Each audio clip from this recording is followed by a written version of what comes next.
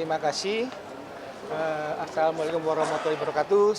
Salam sejahtera buat kita semua.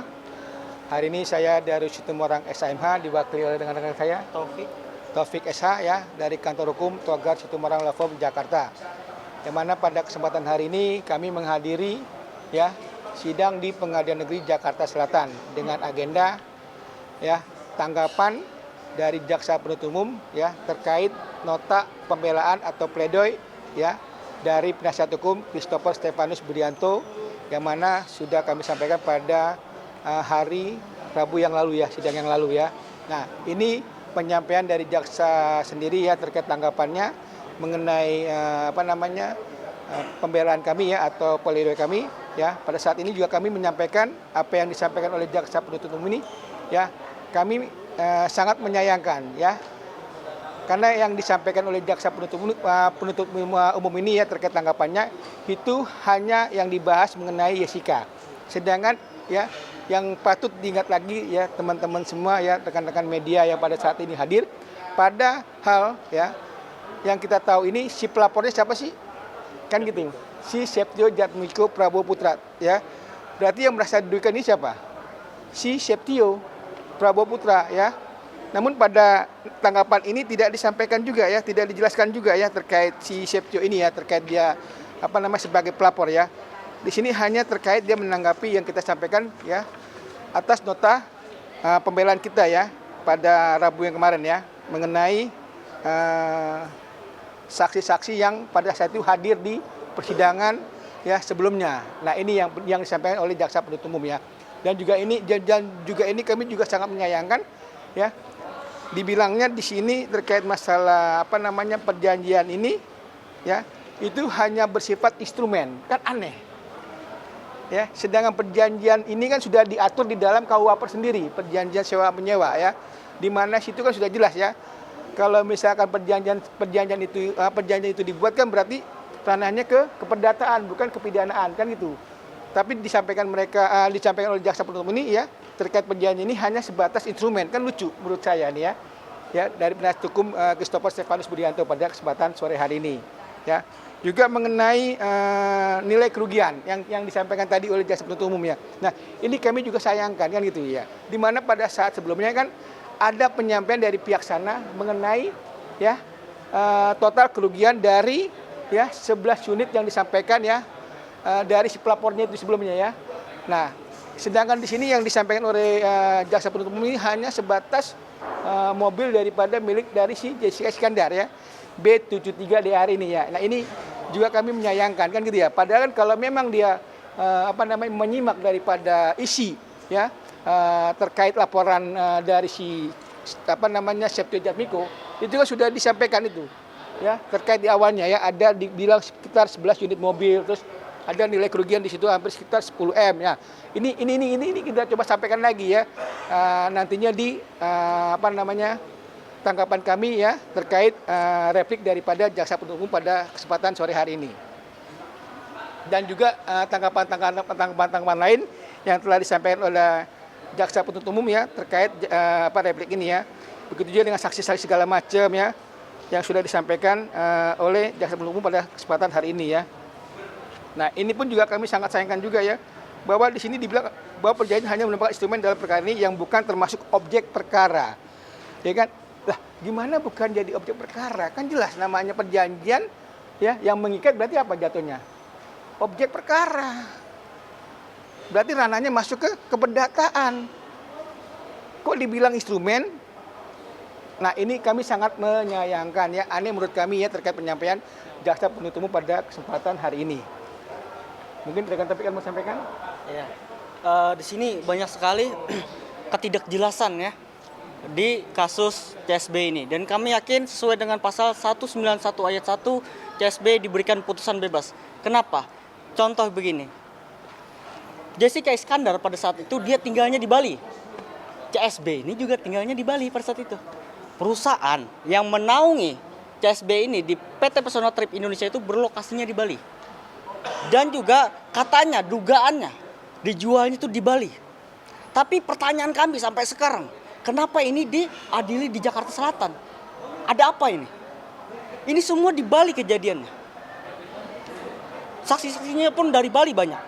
Kenapa jadi di Jakarta Selatan?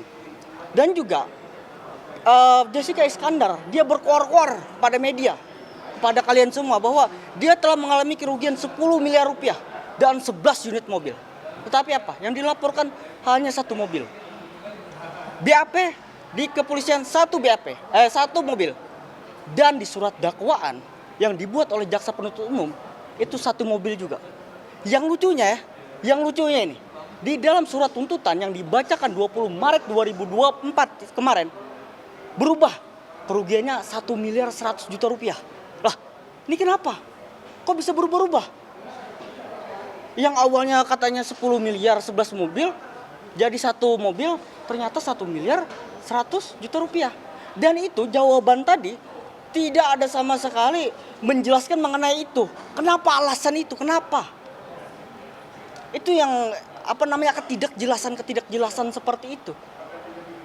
Dan kami yakin ya tadi CSB patut, dan kami yakin dia pasti diputusan bebas sesuai dengan pasal 191. Ya, jadi itu yang bisa kami sampaikan ya, dan kami sangat menyayangkan apa yang disampaikan jaksa penuntut umum terkait repliknya jaksa penuntut umum pada kesempatan hari ini ya. Dan kami akan nanti ya menyangkal ya semua yang disampaikan oleh jaksa penuntut umum terkait repliknya dia ya. Dan juga kami di sini tetap ya pada eksepsi kami ya yang sebelumnya kami sudah ajukan sebelumnya ya. Nah, makanya nanti untuk sidang selanjutnya ya mudah-mudahan dikasih waktu 1-2 hari ya. 1 hari atau 2 hari ya, hari Rabu ya. Dan kami akan menanggapi ya terkait replik pada sore hari ini yang disampaikan oleh jaksa penuntut umum, yang mana ya yang disampaikan ini tidak ada ya yang berkesesuaian ya, karena objek-objek yang memang disampaikan oleh pelapor ya, begitu juga saksi-saksi yang di persidangan semuanya itu berada di Bali ya. Berarti dengan adanya objek tersebut di Bali seharusnya ya terkait perkara ini di stop, kan begitu, karena semuanya barang buktinya itu ya sudah ada di sana, kan gitu, di Bali ya. Begitu juga dengan mobilnya ya yang sampai saat itu ada di sana, kan gitu. Kenapa nggak disita gitu loh ya, terkait adanya objek yang memang disampaikan di perkara ini, kan gitu, yang harusnya itu menjadi sitaan sendiri, kan gitu, oleh jaksa penuntut umum ya. Dan sampai saat ini itu kita belum pernah melihat ya terkait objek tersebut ya, yang mengenai mobil B73DR itu sampai sekarang kita belum melihat itu ya, baik itu fisiknya ataupun ya bentuknya dari apanya, itu kita belum lihat semua ya. Yang mana jaksa penuntut umum hanya menyodorkan satu bendel aja ya terkait bukti dia. Nah, ini kan aneh menurut kita. Sedangkan bukti itu harusnya ada 2, bukan 1. Ya, kenapa dia mengajukan cuma hanya satu bundelan doang, berkas doang? Aneh menurut kita. Itu makanya kita nanti akan menanggapinya ya untuk sidang selanjutnya di duplik kami nantinya pada hari Rabu. Gimana?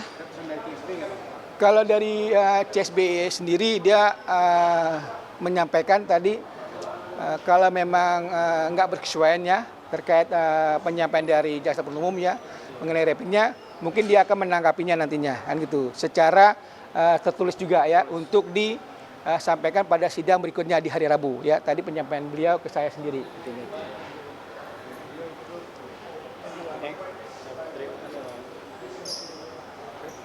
Sidang berikutnya ya terkait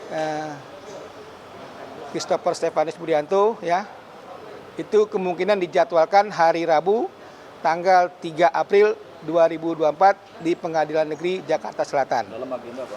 Dalam agendanya adalah tanggapan dari penasihat hukum ya terkait replik daripada jaksa penuntut umum, yaitu yang kita sebut duplik ya dari penasihat hukum nantinya.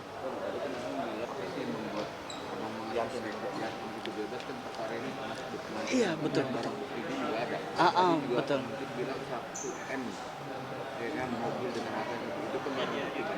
Iya, ini pertanyaan bagus nih.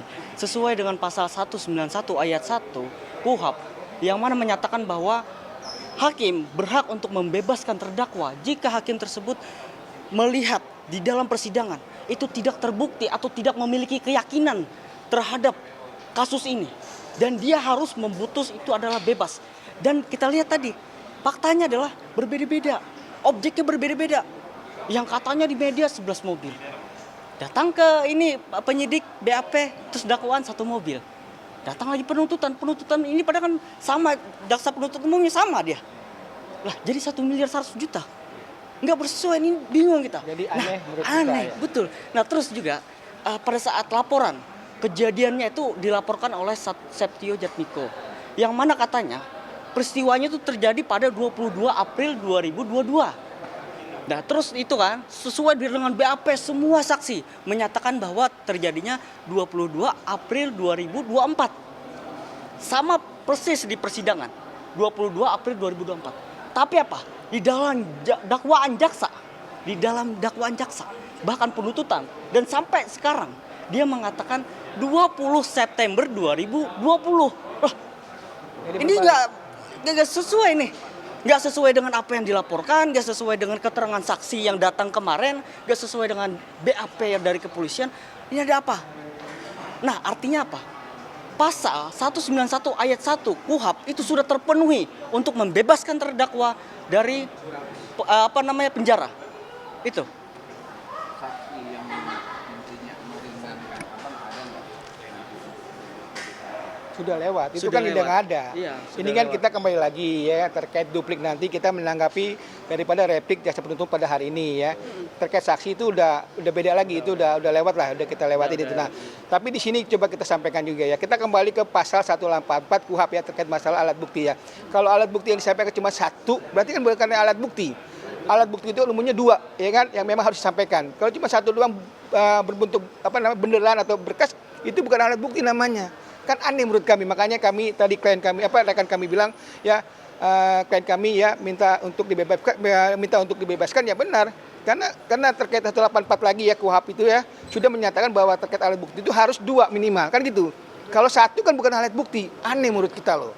Dan ini dipaksakan dan sekarang yang mobil itu juga kita nggak tahu di mana. Kalau memang ada alat bukti yang lain mana gitu. Perlihatkan dong ke kami, kan nggak ada di persidangan, hanya benderan doang, berkas doang. Gitu loh, makanya kita nanti untuk kedepannya ya kepada majelis hakim yang terhormat di Pengadilan Negeri Jakarta Selatan, kita minta klien kami dibebaskan dari segala dakwaan, juga dari segala tuntutan yang disampaikan oleh jaksa penuntut umum nantinya ke depannya. Terima kasih ya.